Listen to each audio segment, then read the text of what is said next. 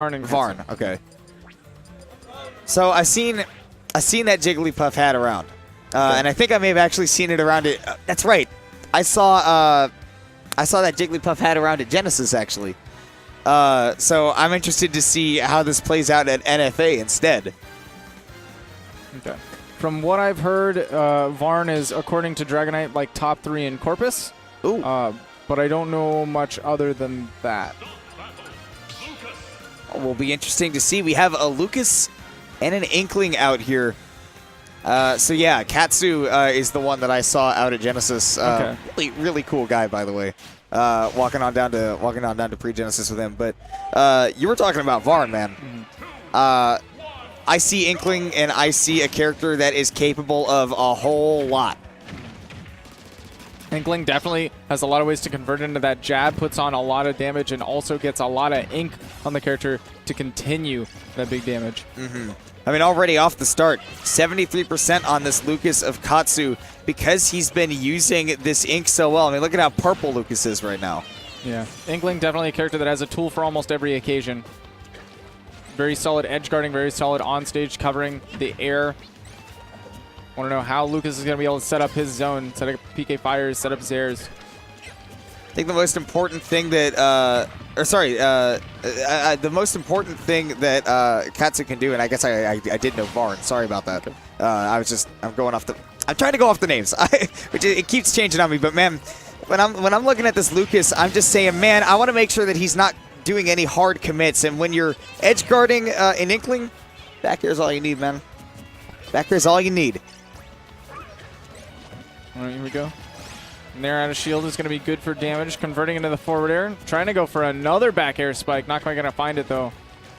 Going for a lot of these rollers, but not finding many of them.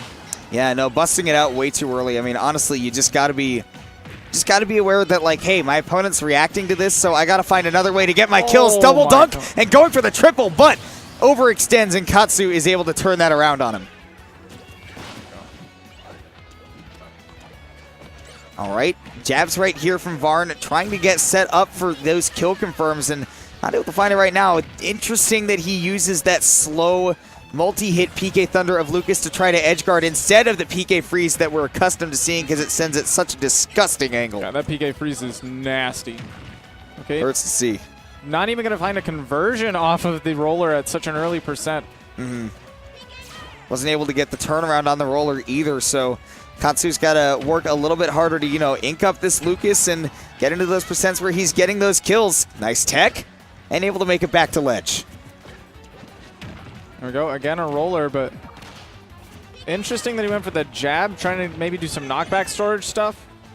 Oh my gosh. Varn pulled himself back at just the right moment and then was able to take the stock afterwards.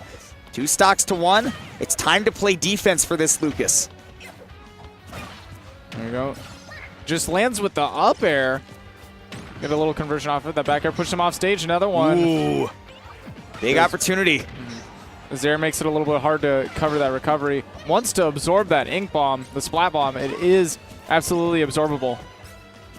Energy projectile indeed, but got to be careful if you're Varn recovering. You can use that PK Freeze to cover it now. It does not send you into free fall, but man, if I'm Varn, I'm trying to play defense, neighbor. And I mean, what can he be doing to solid up this defense right now to keep himself alive? I mean, step one, he's got to get back on the stage. Not a lot you can do defensively when you're stuck getting ledge trapped. But he doesn't seem to be the person to shy away from playing aggressive with the lead. Mm-hmm. He's been going in. Even at 168%, he's going in.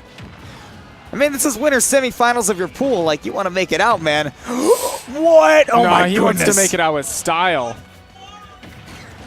Trying to charge the up smash for Katsu, not able to find it, but eventually back air will do. But at 101%, Inkling is not a heavy character.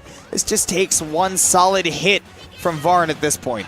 There we go. PK Fire actually is a straight-up kill move now. That move is too strong. Good for defense, good for offense, good for spacing. What can't it do? I guess combo, maybe. That's about it. Okay, once again. Finding a lot more rollers at the second half of this game than the first. I think Katsu is finding out that Varn is pressing a lot of buttons, but go on.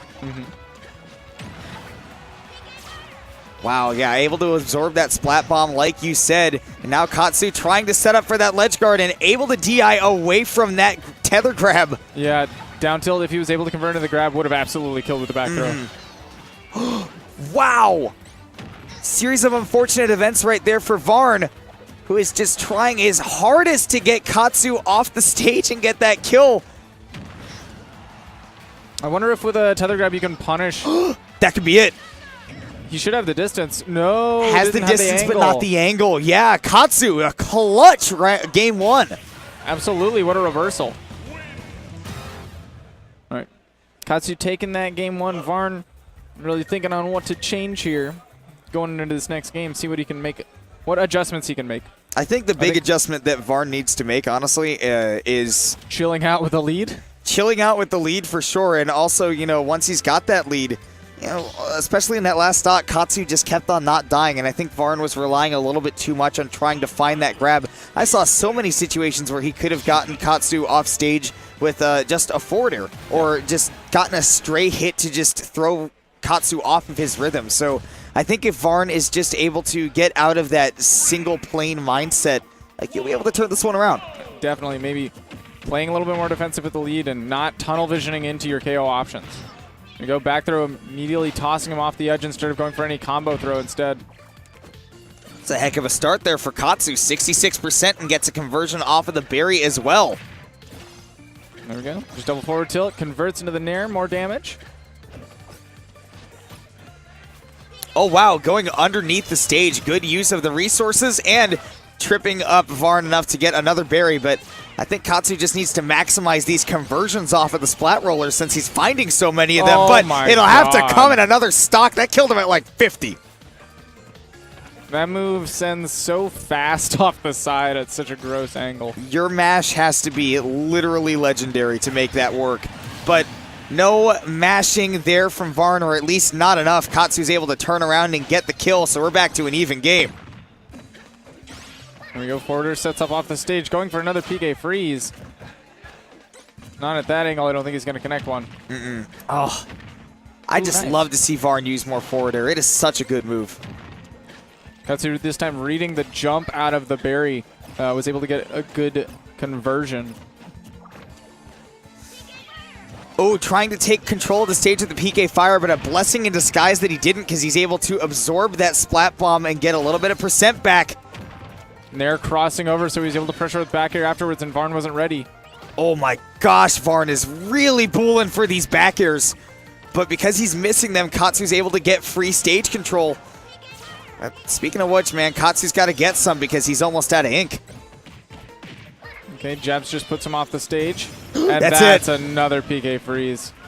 That's it for sure. Varn looking real solid to take this game two as he's finally landing these PK freezes he's been looking for. And I think, Neighbor, that's a little bit attendance to Katsu's impatience to recover. Right, and we're also seeing a little bit more playing defensive with the lead, seeing a little bit more forward airs and side specials coming out of Varn. Oh my gosh, that almost worked. It. I think one thing that Katsu could really change up is use that splat bomb on stage rather than off stage for the edge guards and the ledge traps. Oh my gosh, double parry. But nothing off of it. Varn, there we go, finding. Please not three. There you go. Okay, so I was saying, three. Katsu just needs to get the small hit, maybe a grab to get him off stage, and he can get that ink back. And I'd like to see him do that at this low ink area, because now he is, once again, just about out. His options are depleted. So once again, get it back halfway. Puts him off stage. Splat roller does not work as an anti-air whatsoever. Your opponent has to be on the ground. Going really deep for that edge guard. That's going to get punished. Counter edge guard by Katsu. Oh! That forward air is enough. Like I said, man, Varn just needs to pull out that forwarder a little bit, and he can definitely turn it around. And at the end of the game, it ends up winning it for him. It doesn't need a tunnel vision into a grab. You know that aerial will get the job done. Especially at ledge, man. Lucas has some strong aerials. Okay, going to Battlefield. Again, not sure if this is legal to go to the Omegas or the Battlefield variants. It varies from stage list to stage list, and I have some have copyright issues. I was about to say, I'm sure Twitch will tell us once they NDA this whole VOD. Yeah. Or not NDA, but, you know, strike it. So that's interesting. I guess we're going to rock with it anyway. I didn't know that Moray Towers scaled with the time of day. Today I learned. There we go. Going to get the jab, though. Put on some quick ink, quick damage, but it's healed up pretty quick. All the way, but the advantage that Katsu has right now is that that is a fully inked up Lucas that he is doing up to 1.5 times damage to. But again, we're seeing that Splat Bomb get absorbed. Got to be a lot smarter about the way that he's using it. It's not always just going to be an area control sort of thing. Right, at that distance, it's pretty simple for you to react to the Splat Bomb. And I think that's really paid attendance to the difference between Game 1 and Game 2 from Katsu and going into this one as well, is that Katsu's really sticking with the game plan that worked for him in Game 1, whereas Varn has been making the changes to make sure that that doesn't work. No, just dash dancing around on the side. He doesn't want to commit to anything too much, Katsu. Trying to find the splat roller. I'm amazed that nobody's lost a stock yet. A lot more defensive play. Mm-hmm. Especially from Varn, which I love seeing out of a Lucas. A little bit of a DBZ right there, and once again, finding that forward air from Katsu jumping out of shield. Going to connect it for that first stock, and I think that Varn goes a little bit heavier on that defense with the spacing. But first, he's got to get out of disadvantage. Ooh, great conversion. There you go, finds the parry, finds a falling up air for his troubles, but doesn't find a big conversion afterwards. Loving the use of this falling up air, dude. Paying off big dividends. Neutral air to cover. That. Oh. Great recognition there by Katsu, seeing the PK freeze come out. He knows he's got enough time, and knows he's got enough time between the stocks to pull out a little bit of that taunt. Katsu is doing everything he can to just stick with this game plan and make it work against Varn. Oh, that's a PK freeze, and that's another stock gone. Look at the way Varn... Look on Varn's face. Yeah. After he hit, he's like, yeah, I know it's silly, but you gotta accept it's in the game. I'm gonna use it. It's in the game. EA PK freeze. PK freeze. It's in the game. There we go. That's the joke I was looking for. Didn't land it though. And landing the moves is exactly what Varn has been excelling at in this game. He hasn't been punished for a whole lot of whiffs. And, I mean, especially the moves that he has been landing have been so important. There we go. Forward throw puts him off stage, but he's not going to be able to find an edge guard. Lucas has much more of a much less fragile recovery than Ness with that tether being added to it. And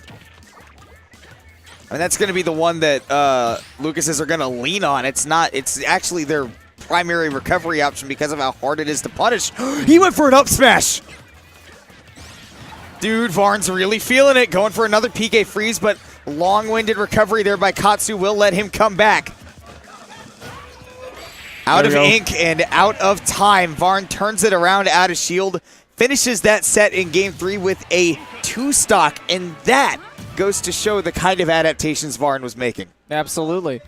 Making some strong PK freeze edge guards that weren't there in Game 1. Making some strong playing with the lead a little bit more defensively at points, but knowing when to press the advantage as well was really important. Yeah. So, you know, guys,